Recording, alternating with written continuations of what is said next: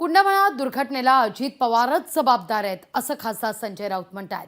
दुर्घटनेप्रकरणी सदोष मनुष्यवधाचा गुन्हा दाखल व्हावा, तत्कालीन बांधकाम मंत्री आणि मुख्यमंत्र्यांवर आणि या सगळ्या संबंधित मंत्र्यांवर आणि अधिकाऱ्यांवर अशी मागणी खासदार संजय राऊत यांनी केली आहे। कुंडमाळा दुर्घटनेतील खरा आकडा समोर आलेला नाही असं देखील राऊत यांनी स्पष्टच केलंय।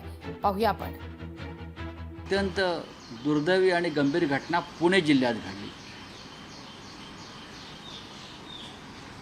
की हा जो कुंडमाळा भाग आहे मावळमधला, त्यातला इंद्रायणी नदीवरचा एक पूल कोसळला, वाहून गेला, जुना पूल आणि नक्की किती लोक मृत पावलेत याच्याविषयी खरा आकडा अद्याप बाहेर आलेला नाही। लोक वाहून गेले।